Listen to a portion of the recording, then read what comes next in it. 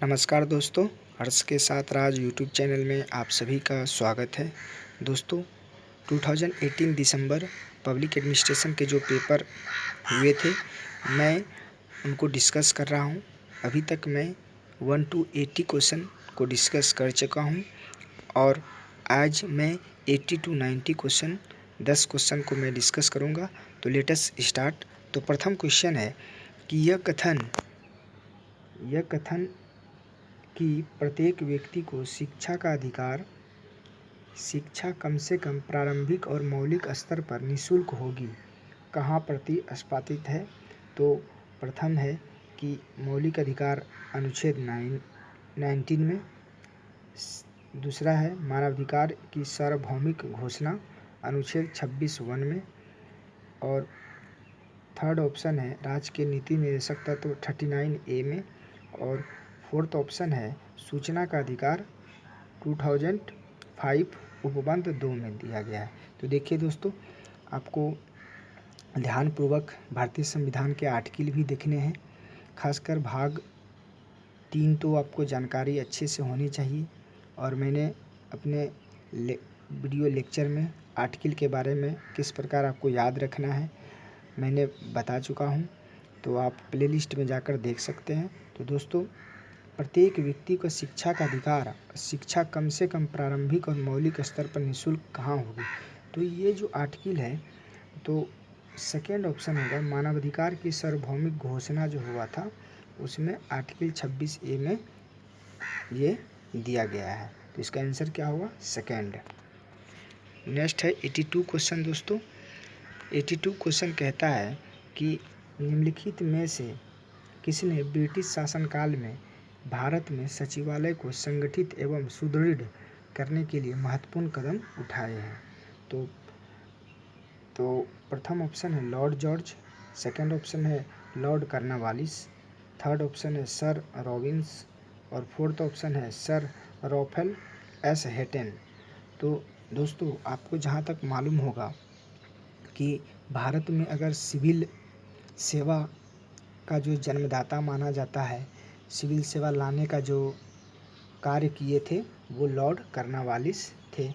तो सचिवालय को भी सुदृढ़ करने का महत्वपूर्ण कदम उठाने का कार्य जो लॉर्ड कॉर्नवालिस ने ही किया था। तो इसका आंसर क्या हो जाएगा? सेकेंड, लॉर्ड कॉर्नवालिस है, जो कि ब्रिटिश शासनकाल में ही भारत में सचिवालय को संगठित और सुदृढ़ करने का महत्वपूर्ण कदम उठाए थे। तो इसके आंसर लॉर्ड कॉर्नवालिस हो जाएंगे। नेक्स्ट है 83 क्वेश्चन। दोस्तों, तो ये क्वेश्चन आप ध्यान से पढ़ें, क्योंकि ये क्वेश्चन लग रहा है कि आसान है, लेकिन है नहीं। तो दोस्तों, आप देखेंगे कि निम्नलिखित में से किस वर्ष भारत में महालेखा नियंत्रक CGA अस्तित्व में आया? तो वैसे तो ये फैक्चुअल क्वेश्चन है, लेकिन आप ध्यान रखना है कि ये नियंत्रण महालेखा परीक्षक नहीं है, कैग नहीं है, ये CGA है। कब अस्तित्व में आया? तो आपको ध्यान रखना है कि इसका आंसर जो होगा फोर्थ ऑप्शन होंगे। 1976 में भारत में नियंत्रक अस्तित्व में आया था, महालेखा नियंत्रक। तो इसका आंसर क्या हो जाएगा? 1976। नेक्स्ट क्वेश्चन है दोस्तों, देखिए फिर से आर्टिकल से सवाल पूछे गए हैं। तो इसमें कहता है 84 क्वेश्चन में निम्नलिखित में से भारतीय संविधान का कौन सा अनुच्छेद बच्चों को कारखानों में काम करने से रोकता है? आर्टिकल 21, आर्टिकल 26, आर्टिकल 24 और आर्टिकल 23। तो आपको जहाँ तक मालूम होगा कि मूल अधिकार में बाल शोषण का अधिकार जो दिया गया है, निषेध, बाल शोषण निषेध का अधिकार, जो कि आर्टिकल नंबर है 23 और 24। तो स्पष्ट रूप से 24 आर्टिकल में दिया गया है कि भारतीय संविधान का जो अनुच्छेद है बच्चों को कारखानों में काम करने से रोकता है। लेकिन 23 में क्या है कि इसमें मानव व्यापार, वेश्यावृत्ति, इस सब को रोकने के लिए इसमें उपबंधित किया गया है 23 में। तो इसका आंसर दोस्तों क्या हो जाएगा? इसका आंसर हो जाएगा 24। नेक्स्ट क्वेश्चन है दोस्तों 85। तो देखिए ये बराबर समाचार पत्रों में रहता है ये शब्द पूछा गया है। अंकल सिंड्रोम निम्नलिखित में से किससे संबंधित है? Uncle syndrome. तो प्रथम ऑप्शन है नौकरशाही में भाई भतीजावाद, सेकंड है उच्चतर न्यायपालिका में नियुक्ति, और थर्ड है सतर्कता आयोग का अन्वेषण, और फोर्थ है प्रत्यायोजित विधायन। तो दोस्तों जब आप ध्यान होगा कि कॉलेजियम प्रणाली पर नियुक्ति हो रही थी, कॉलेजियम प्रणाली का जो चर्चा चल रहा था, तो उस वक्त ये सब ज़्यादा चर्चा में रहा था। तो ये किससे संबंधित होगा? उच्चतम न्यायालय में जो नियुक्ति होती है न्यायाधीशों की, उनसे संबंधित है। तो अंकल सिंड्रोम किससे संबंधित है? उच्चतम न्यायालय में नियुक्ति से संबंधित है। नेक्स्ट है दोस्तों निम्नलिखित नेक्स्ट क्वेश्चन 86। निम्नलिखित में कौन इस बात की पुष्टि करता है कि लोग कार्य को नापसंद करते हैं, उनकी महत्वाकांक्षा कम होती है और जिम्मेदारी लेने के प्रति अनिच्छुक होते हैं? तो दोस्तों आपको मालूम होगा कि जब आप मोटिवेशन चैप्टर पढ़ेंगे, मैं लेक्चर आपके प्लेलिस्ट में आप जाकर देख सकते हैं। मोटिवेशन चैप्टर मैंने मैग्रेगर, मॉस्लो और 3 मोटिवेशन के हैं, मॉस्लो, मैग्रेगर और हर्ज़बर्ग। तो इन सभी के मैं लेक्चर दे चुका हूँ, बहुत संक्षेप में बताया हूँ।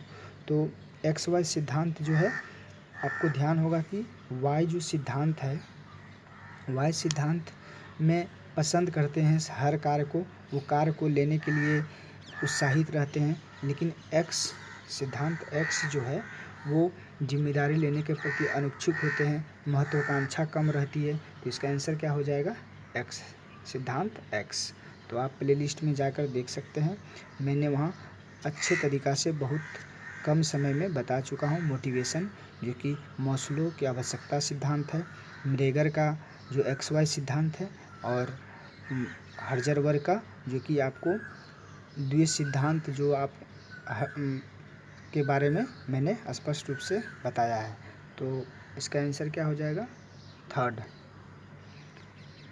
87 क्वेश्चन है दोस्तों, इसमें कहता है one the recommendation of which of the following committee was the parliamentary commissioner of administration created in UK. Question कहने का तात्पर्य है कि इस निम्नलिखित सिफारिशों में यूके में प्रशासन के लिए संसदीय आयुक्त का गठन किया गया था, किस कमेटी के सिफारिश पर? तो पहला ऑप्शन है गोल्ड स्टोन कमेटी है, लॉर्ड जो नोलान कमेटी है, सर जॉन वाइट कमेटी है, और फोर्थ है मास्टरमैन कमेटी है। तो दोस्तों इसका आंसर होगा थर्ड, 87 का सर जॉन वाइट कमेटी द्वारा यह सिफारिश किया गया था कि यूके के प्रशासन में संसदीय आयुक्त का भी गठन किया जाए। तो नेक्स्ट क्वेश्चन है दोस्तों 88 क्वेश्चन कहता है निम्नलिखित में से कौन सी आंकड़ा संग्रहण विधि लगभग असीम प्रकार की अर्थपूर्ण सूचना दे सकती है? तो ये आपको रिसर्च मेथोलॉजी से पूछा गया है। तो इसमें कह रहा है, आप अगर 2 बार अच्छे से प्रश्न पूछेंगे तो निश्चित तौर से आपको आंसर मिल जाएंगे। कौन से आंकड़ा संग्रह विधि लगभग असीम प्रकार के अर्थपूर्ण सूचना दे सकती है? तो वो है साक्षात्कार, इंटरव्यू है, क्या कि प्रेक्षण है, प्रश्नावली है, विषय वस्तु विश्लेषण है। तो दोस्तों इसका जो आंसर होगा साक्षात्कार। जब साक्षात्कार में लगभग असीम प्रकार के अर्थपूर्ण सूचना आप दे सकते हैं, तो इसका आंसर साक्षात्कार होगा। नेक्स्ट है दोस्तों 89 क्वेश्चन कहता है, कथन है ये, लोक सेवकों के उत्कृष्ट कार्य और कार्य निष्पादन को राष्ट्रीय पुरस्कारों द्वारा मान्यता प्रदान करने की ज़रूरत है। किस आयोग या समिति ने सिफारिश की थी? प्रथम है प्रशासनिक सुधार आयोग, सेकंड है वाई.के. अलध समिति, सेकंड है द्वितीय प्रशासनिक सुधार आयोग, और फोर्थ है पी.सी. ओहता समिति। तो दोस्तों मैंने कमेटी का भी लेक्चर अपने वीडियो में डाल चुका हूं, सो आप वहां पे जाकर देख सकते हैं। महत्वपूर्ण कमेटी को एक जगह संग्रहित किया हूं। साथ ही देखिए 89 का जो आंसर होगा, द्वितीय प्रशासनिक सुधार में ये सिफारिशें की थी कि लोक सेवकों को उत्कृष्ट कार्य और कार्य निष्पादन को राष्ट्रीय पुरस्कार द्वारा मान्यता प्रदान करने की ज़रूरत है। नेक्स्ट है दोस्तों 90 क्वेश्चन कहता है कि वाइड रोड के अनुसार निम्नलिखित में से क्या शासन करने की क्षमता के संबंध में सही नहीं है। तो प्रथम कहता है वे शासन के साधारण कार्यों और उच्च स्तरीय कार्यों में विभेद करते हैं। सेकेंड ऑप्शन कहता है कि शासन के साधन कार्यों की विफलता से शासन के ताना बाना का महत्व काफ़ी कम हो जाता है। थर्ड ऑप्शन है शासन प्रणाली की पुनर्संरचना प्रत्येक देश की विशिष्ट स्थिति पर निर्भर करती है। फोर्थ ऑप्शन है नव लोक प्रबंधन में उच्च स्तरीय कार्यों पर ज़्यादा ध्यान दिया जाता है। तो इसका जो आंसर है फोर्थ ऑप्शन होगा, जो कि वाइकेट रोड के अनुसार जो शासन की क्षमता में ये संबंधित नहीं है। नव लोक प्रबंधन में उच्च स्तरीय कार्यों पर ज़्यादा ध्यान दिया जाता है। तो इसका आंसर कौन होगा? फोर्थ। तो दोस्तों इस लेक्चर में मैं 80 to 90 क्वेश्चन किया हूँ। नेक्स्ट लेक्चर में 2018 के जो दिसंबर के प्रश्न पत्र हैं पूरे डिस्कशन समाप्त हो जाएंगे। तो उम्मीद है कि आपको प्रीवियस ईयर के क्वेश्चन आप बराबर देख रहे होंगे, साथ ही आपकी पढ़ाई अच्छी से चल रही होगी। थैंक यू, धन्यवाद।